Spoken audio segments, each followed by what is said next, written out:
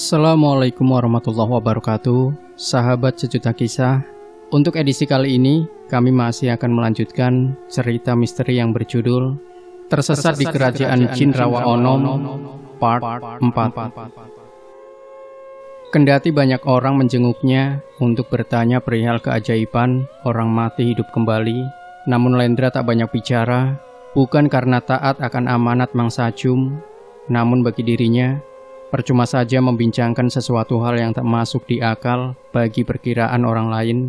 Hanya yang pernah mengalaminya yang akan percaya omonganku, katanya dalam hati. Itulah sebabnya ketika banyak orang menjenguknya dan bertanya itu ini, Lendra hanya bilang tak ingat sesuatu. Begitu sampai tiba pada suatu saat itu adalah saat di mana Bendara Wedana sudah ingin berburu kembali. Kata Bendara, perburuan beberapa minggu lalu dirasa kurang berhasil, sebab buruan banyak yang kabur ke dalam hutan. Maka pada minggu depan akan segera dirancang kembali. Apakah tak sebaiknya Bendara urungkan saja Gamparan? Kata Lendra menyembah hormat. Jangan khawatir, sebab engkau kali ini tak akan aku ikut sertakan lagi, Lendra. Apalagi kesehatanmu belum pulih benar, sahut Bendara Wedana. Bukan itu yang saya maksud, Bendara. Saya bukannya tak mau ikut, namun maafkan pendapat saya, rasanya tak baik melakukan perburuan terhadap sesama makhluk hidup. Tutur Lendra sedikit berani, namun sambil menunduk penuh takut. Ada dua rasa takut yang dia rasakan. Pertama, takut Bendara Wedana marah karena tersinggung. Kedua, takut Bendara Wedana mengalami hal-hal buruk. Kalau ingat peristiwa tempo hari yang menurut penglihatan Bendara waktu itu sekelompok menjangan, nyatanya adalah para wanita cantik, dan satunya terluka parah oleh panah Bendara Wedana. Lendra takut ada balas dendam atas tindakan Bendara Wedana ini. Mendengar alasan dan pendapat pegawainya, ternyata Bendara Wedana tidak merasa tersinggung, bahkan beliau tersenyum lega. Aku bersyukur bahwa engkau mencintai lingkungan alam, tapi engkau mesti tahu juga bahwa kehidupan alam perlu keseimbangan. Bila isi alam tak seimbang, akan punya masalah juga. Berburu binatang hutan adalah upaya untuk menyeimbangkan isi hutan. Kita hanya berburu binatang yang sudah cukup tua saja. Binatang yang muda-muda tak kita habisi sebab berguna untuk kelangsungan penghuni hutan. Hanya memang Bendara Wedana agak tersendat pembicaraannya. Hanya memang beberapa waktu lalu aku ada kekeliruan. Aku memanah menjangan yang masih muda. Itu tak baik sebenarnya, tutur Bendara Wedana. Lendra mengangguk, namun sebenarnya hatinya kurang puas, sebab yang ingin dia cegah adalah berburu gadis-gadis cantik di sekitar sisi-sisi Rawa Onom itu. Tapi apa mungkin Lendra berkata begitu, sementara Bendara Wedana tak merasa tengah berburu gadis? Itulah yang jadi kesulitan bagi Lendra untuk bicara sesungguhnya. Bendara Wedana seperti maklum atas kekecewaan aparatnya, makanya beliau menerangkan lebih rinci. Kata beliau, berburu hanyalah kerja sampingan saja, sebab tugas sebenarnya adalah melakukan kunjungan ke beberapa wilayah kekuasaannya untuk mengontrol sejauh mana tingkat penghidupan masyarakat. Pergi ke wilayah-wilayah terpencil akan terasa jenuh bila tak disertai dengan hiburan berburu. Kita punya pekerjaan besar yang sebelumnya harus dilakukan penelitian dulu. Kita akan mengeringkan Rawa Onom, seperti kita mengeringkan beberapa daerah banjir di wilayah Kerangkeng Indramayu dulu, Lendra, kata Bendara Wedana. Kembali Lendra hanya mengangguk pelan. Anak muda ini tahu persis, di kecamatan Kerangkeng dulu, majikannya mengalami sukses besar mengeringkan wilayah-wilayah yang sebelumnya menjadi langganan banjir Sungai Cimanuk. Bahkan atas jasanya ini, Bendara Wedana mendapatkan pujian besar dari pemerintahan pusat di Batavia. Sekarang rupanya sukses besar ini akan diulang di daerah Rawa Onom. Kata Bendara Wedana, bila Rawa Onom dikeringkan, akan menjadi sebuah hamparan persawahan yang amat subur dan akan semakin menyejahterakan masyarakatnya. Rawa Onom harus dikeringkan, sebab rakyat harus sejahtera, tutur Bendara Wedana. Aneh sekali, usai mendengar rencana besar ini, Lendra mendadak menderita sakit disertai demam hebat. Bila malam menjelang, kerjanya mengigau tak beraturan, namun terkadang orang mendengar celotehnya. "Nyi Indang, Nyi Indang, Nyi Indang," keluhnya. "Wah, si Lendra tengah kasmaran sama gadis desa rupanya," kata Jang Dayat. Hanya Mang Sajum saja yang berpikir lain. Betul apa yang jadi sangkaan Mang Sajum. Lendra bukan tengah tidur sambil mengigau, namun alam bawah sadarnya tengah berkelana kembali ke alam lain. Yang diingat Lendra ketika itu, bahkan dia tengah duduk berhadapan dengan Nyi Indangwati. Nyi Indangwati tengah mengemukakan kekhawatirannya bahwa negaranya akan diluluh lantakan pasukan dari kerajaan Galuh. "Mengapa kerajaan Galuh begitu memusuhi kerajaan Pulau Majeti, Nyai?" tanya Lendra. Nyi Indangwati menunduk lesu, sehingga ujung-ujung rambutnya yang hitam halus bergoyang-goyang sedikit menutupi jidatnya yang putih. "Itu terjadi memang dari kesalahan Ayahanda Prabu sendiri," keluh Nyi Indangwati. Maka sambil duduk bersimpu di atas hamparan beludru, Nyi Indangwati menerangkan, dulu ayahandanya adalah pati dari kerajaan Galuh, merupakan seorang pejabat yang paling pandai dan paling terpercaya raja. Bila ada pekerjaan-pekerjaan penting di kerajaan, maka tugas berat itu diserahkannya kepada Patih Selangkuning. Suatu saat, Prabu Raksabuana, Raja Galuh waktu itu memanggil Selangkuning. Sang patih cakap ini diserahi tugas agar sudi memajukan sebuah wilayah yang kini bernama Pulau Majeti. Raja menginginkan agar seluruh wilayah Galuh punya arti penting dalam ikut menyejahterakan rakyat. Kata Raja, Pulau Majeti itu wilayah subur, dan bila bisa dibuka, maka akan semakin bisa meningkatkan kesejahteraan rakyat Galuh. Patih Selangkuning seperti biasa menyanggupi tugas berat ini. Maka sang patih berangkat bersama para pengikut setianya, bahkan istri dan anaknya dibawa serta. Padahal pindah ke Pulau Majeti bukan untuk bersenang-senang. Di sana tak ada keraton, tak ada tempat tidur, bahkan makanan pun tak ada. Pulau Majeti ketika itu hanyalah sebuah wilayah hutan yang penuh rawa. Tapi bukanlah Patih Selangkuning namanya bila tak sanggup menciptakan dari ketiadaan menjadi sesuatu yang ada. Patih Selangkuning tidak siang tidak malam bekerja memimpin sendiri berbagai pembangunan di Pulau Majeti.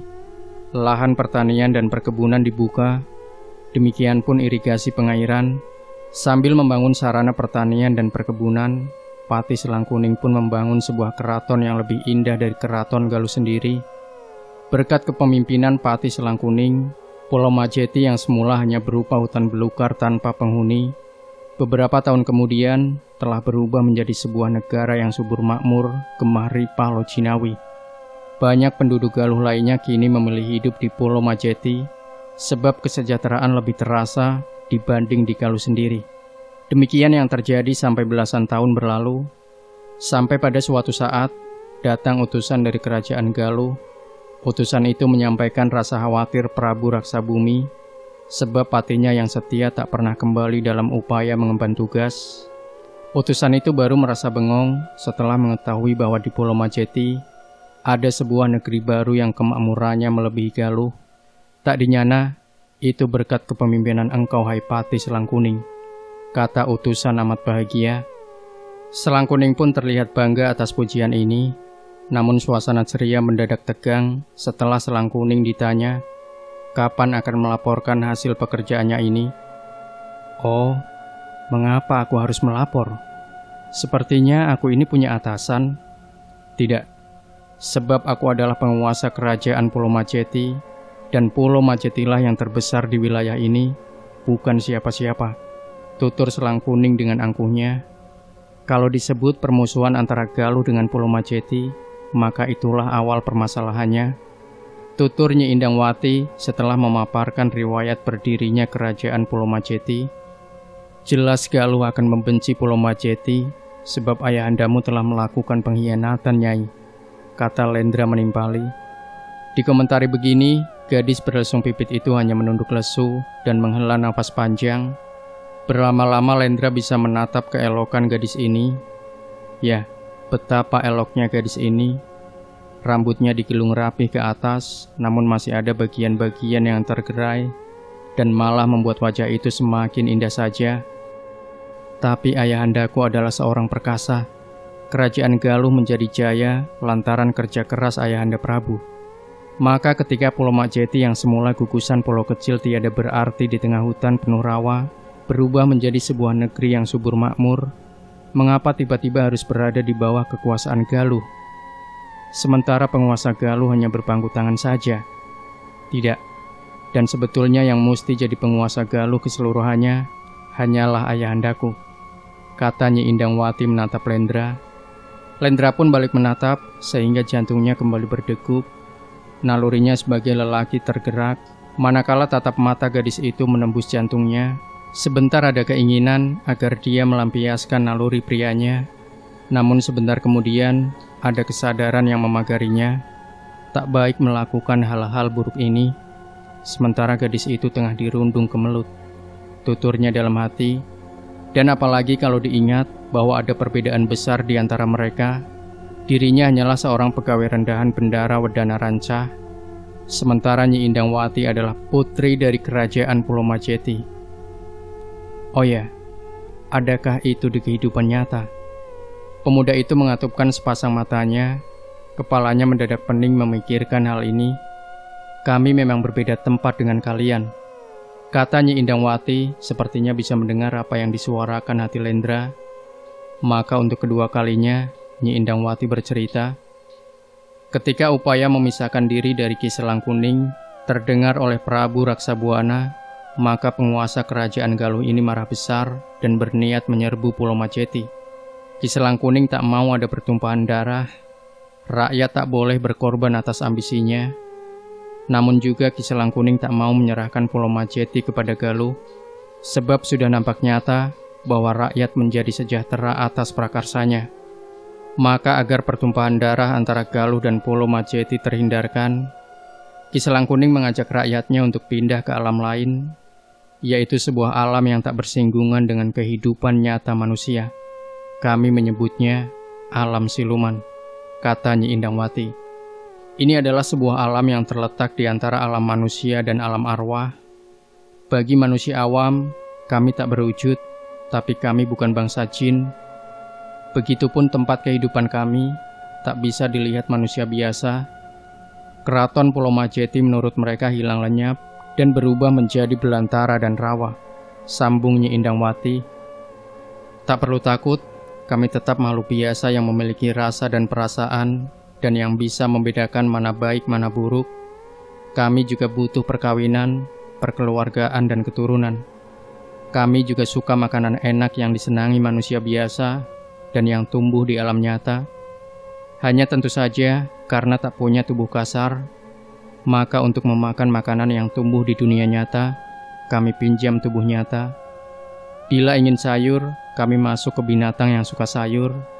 Demikian pun kalau ingin daging, masuk ke tubuh binatang pemakan daging.